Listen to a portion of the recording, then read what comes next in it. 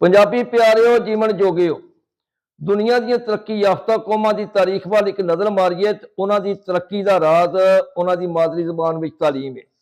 चीन, रूस, बरतानिया, फ्रांस, जर्मनी, स्वीडन, नार्वे ते होर कई देशों की मिसाल दी जा सकती है। माँ बोली ते कल्चर कौम नूं जोड़ के रखता है और उस कौम नाल कोई दूजी कौम ज्यादती नहीं कर सकती क्योंकि उन्हां इतिहाद हुंदा है, इतफाक हुंदा है, एक मुठ हुंदे ने। जेकर असां पंजाबी कौम च खुददारी ते खुद मुख्तारी पैदा करनी है तो सानू प्राइमरी सतह ते प्राइमरी पद्धर ते मादरी तालीम पंजाबी लागू करनी पेगी और हर सूरत असां करानी है। सानू मौजूदा असी मौजूदा हुकूमत को एक करजोई करने कि अगर होर नहीं तो कम अज कम इन्ना कर देन कि जिहड़ी किताब 6वीं तो लैके 10वीं तक है अख्तियारी पंजाबी उन्होंने लाजमी कर देन। इस ते कोई खर्चा भी नहीं आएगा और एक आर्डर नाल काम हो जाएगा। जीवे पंजाब सदा जीवे।